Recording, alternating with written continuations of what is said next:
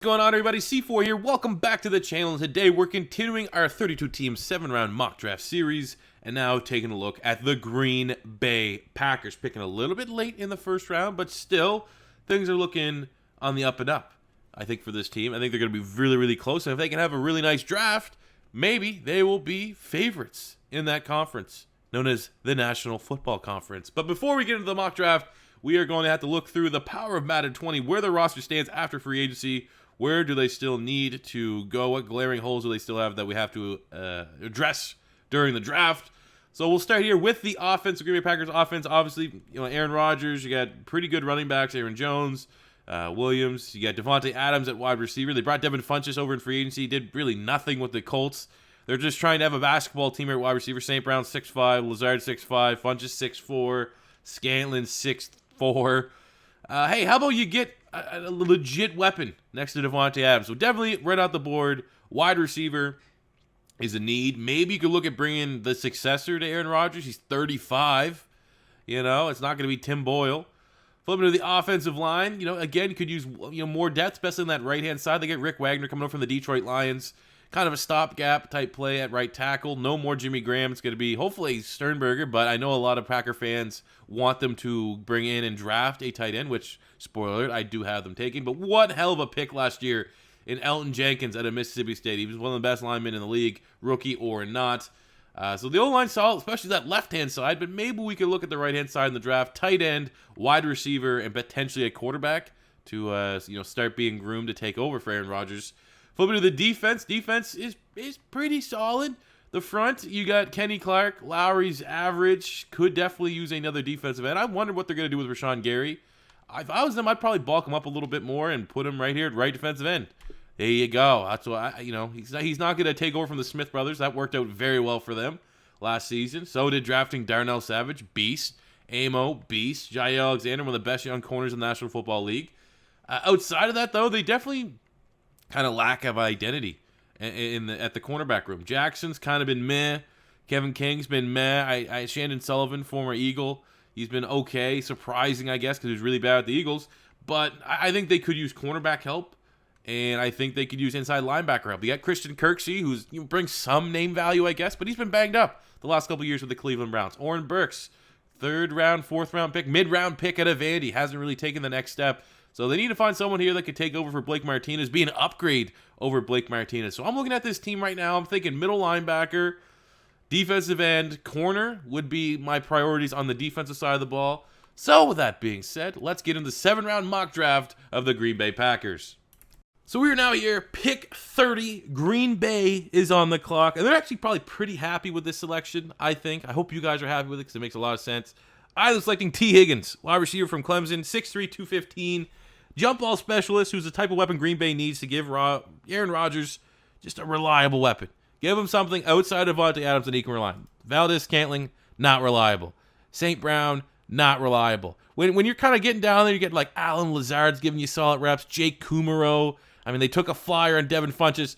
They're just trying to throw see what sticks at the wall. I think Valdez-Scantling can give you something as spreading the field down deep, and obviously Davante Adams can play pretty much everywhere, inside, outside. But a guy like Tee Higgins, jump ball, exact comp, I think, is pretty much Mike Williams and what Mike Williams does with the Chargers. Mike Williams is a very legit, good to great wide receiver too. That's kind of, edging a little bit, leaning a little bit into that wide receiver 1 territory. Obviously, it's going to be a little bit different. It's going to be interesting to see how if he can take his game to the next level. The brand new quarterback in Los Angeles. But generally, I think Tee Higgins brings proven production. 2,100 yards, 15 touchdowns the last 2 years. And he's an okay athlete. That's why he's slipping here just a little bit. But I think he has very reliable hands. Jump ball. He's not just tall for the sake of being tall like what you get with St. Brown and like Devin Funchess at this point in their career. I think the guy like Tee Higgins, he's pro-ready. He's going to be able to come in and start. Now, there's a little bit of concerns about being able to get separation and stuff like that, but you don't need to get a lot of separation when you're that good at being a jump ball guy. Just throw it up for him to get it. You don't need to beat guys because man to a man, throw the ball up 50-50, I'm going to come down with it. That's exactly his style of game. I think he's getting dogged just a little bit when you're looking at all the wide receivers right now because there's so many great athletes. Jerry Jeudy tested well. Henry Ruggs tested well. Denzel Mims tested well. And then, oh no, look, the Tee Higgins, the guy that entered this, this whole draft process probably way back at the beginning of college football. Maybe as wide receiver 1, wide receiver 2, probably behind Jerry Jeudy or maybe CeeDee Lamb, somewhere in that territory. Wide receiver 3 at the worst. He's down here at the tail end of the first round, but Green Bay's going to be getting a reliable set of hands and a brand new weapon for Aaron Rodgers. Going to the second round of pick 62, I was letting Raekwon Davis, defensive end from Alabama, 6'6", 310, look like a first-round lock in 2017. Like honestly, 2017, I do my draft classes for Madden a couple years in advance. I had him as a top 10 pick. 69 tackles, 10 TFLs, 8.5 sacks, and a pick in 2017, but has been kind of inconsistent since. He's a jacked up, ripped, yoked, 3-4 defensive end who definitely has a big ceiling to develop as a rusher, but right now offers athletic ability and run-stuffing skills to compete and start maybe at one of the defensive end spots for the Green Bay Packers. You got Dean Lowry, 4th-round pick. I'm going to say Northwestern. Tyler Lancaster. You got a couple mid-round picks. Montravius Adams has kind of fizzled just a little bit, so you definitely can use more depth. You got the Smith brothers bring you enough edge, but if you can get even solid production to complement Kenny Clark, maybe that's the wrong word, because they're getting okay production from Dean Lowry, but if you can get a guy that has some upside, that can also be a threat to compare and pair with Kenny Clark, to pair with the Smith brothers coming off the edge, that's going to be dangerous. So obviously you're taking a little bit of gamble on Raekwon Davis that Mike Pettine's going to be able to get the best out of him, but I think in the second round, that's a very comfortable spot to bring in a guy who could be a very dangerous weapon. And then you also got to throw in, are they going to eventually put Rashawn Gary on that defensive line somewhere? That could be a really, really scary defense depending on how creative they want to get. Going to the third round of pick 94, I was letting Adam Troutman, tight end from Dayton, 6'5", 255. I personally like Jay Sternberger. I really did like him when he was coming out of Texas A&M last year. 3rd-round pick. Good receiver. I think he probably should be able to take his game to the next level, but it just seems like you look at draft needs and everything, Green Bay Packer fans are screening for a tight end. And Troutman, honestly, out of all the tight ends this year, it's not a particularly strong class. Troutman could end up the best of all of them. And give me 2-3 years, could be the best tight end in the class. Dominated lower level. In 2019, 70 catches, 900 yards, 13 touchdowns. Brings great hands, reliable hands, and maybe the best blocking ability in all this draft class at that tight end spot. I think he could be a day one starter. He complements Jay Sternberger. Sternberger is more of that, he's a glorified wide receiver, that tight end spot, brings in a great receiving pedigree, not that great of a blocker. That's probably why he struggled to get a lot of minutes last season. But now that Jimmy Graham's gone, you got Mercedes Lewis, who's 39? He's 35 going on 36. I think long-term Sternberger and a guy like Adam Troutman, especially when you want to run a lot of 2 tight end sets, they complement each other, and that's going to be a healthy depth chart there for the Green Bay Packers. Make tight end a question mark. You bring in a guy like Troutman, you get development from Sternberger, it becomes a strength just like that for the Green Bay Packers.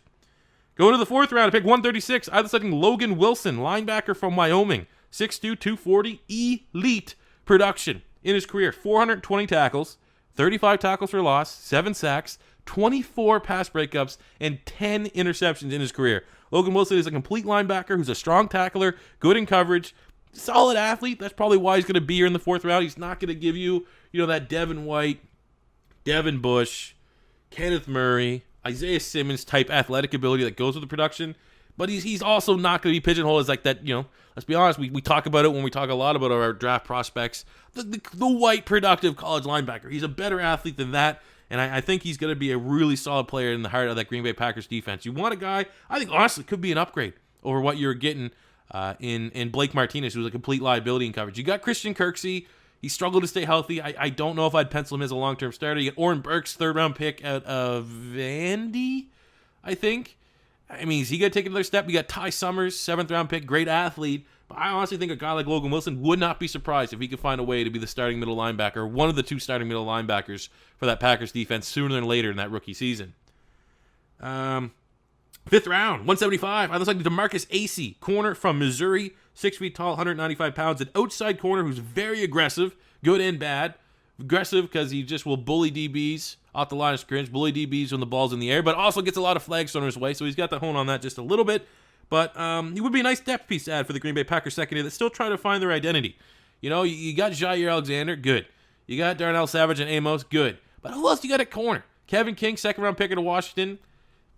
Inconsistent. There's good and bad. Josh Jackson, 2nd-round pick out of Iowa. There's good and bad. Chandon Sullivan, coming over from my Philadelphia Eagles, played way better for you guys than they did for the Eagles. But again, Kadar Hollyman, 6th-round pick last year, more of an athlete than he's a refined technical corner at this point. So I definitely think they should try to at least late day three for sure, add another corner just to solidify that group and see if you can find a guy that sticks. I think AC solid value at this point. In his career, 17 pass breakups, 3 picks in the last 2 years. Not bad. Going to the 6th round, we got a lot of day 3 picks here for Green Bay. 192, I was letting Darryl Williams, guard from Mississippi State, 6'2", 305, versatile lineman who has experience all over the interior. Left guard, center, right guard, ideal depth for what you're looking for. Looked good next to Elton Jenkins in college. Would probably pair well in the pros. I think you look at this, you got Bakhtiari at tackle, Jenkins at guard, Lindsey at center. Right guard, Billy Turner, maybe Lane Taylor, one of those two. Could use some upgrades there. Either way, I think a guy like Darryl Williams slipped a little bit athlete. I think going into this draft process, he was ranked probably as a late day 2 type player. Here we are, early day 3. Solid depth there for a guy that's very, very flexible. Could very well be the 6th lineman draft on game day. Going to the 2nd 6th round pick at 208. I was selecting Patrick Taylor Jr., running back from Memphis, 6'1", 220 pounds. Good athlete, brings size, brings production, 2,900 yards, 36 touchdowns in his career to compete for the running back 3 job. Again, you look at Aaron Jones, we got, 200 pounds. Jamal Williams, 208, 209, somewhere in that way. They got Dexter Williams, 6th round pick last year, 210.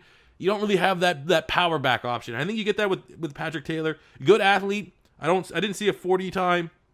Look fast as hell on tape for Memphis. Memphis is just turning out low-key, really good pro-caliber players. So I think in the 6th round, what's the hurt? Add a little bit different dimension to your backfield here. A guy that can compete for that running back 4 spot.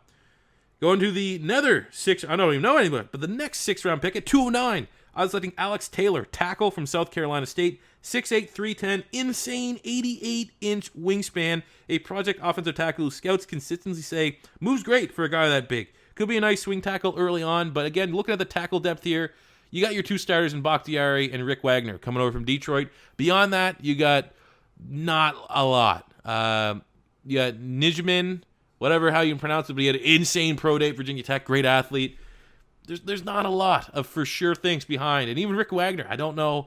They kind of went on a flyer deal after he got cut. Big money from the Detroit Lions. He's going on 31. So I think a guy like Alex Taylor, nice developmental tackle, brings a lot of traits that he can't teach. Coach him up, you could have something special in a couple years. Then we're finishing up with 2 7th round picks. First up at 236, I was letting Isaiah Hodgins, wide receiver from Oregon State, 6'3", 210. Big body possession receiver, really solid hands, had a breakout 2019. Very low drop rate. Again, much like Tee Higgins, kind of offers that dimension of he's a little bit bigger, but very reliable. Reliable, when I was trying to get wide receivers to go to the Green Bay Packers, was something that had to be a trait. And you get that Isaiah Hodgins, who, honestly, I was kind of surprised he was still there in the 7th round. I think he, in terms of value, obviously value at the wide receiver spot's kind of skewed when it comes to this draft because there's so much talent. I think could be a 5th round pick, could be a 4th round pick, could also be a 7th round pick. But in 2019, 86 catches, 1,100 yards, 13 touchdowns for Oregon State. I think it's really good value, could be something special down the line.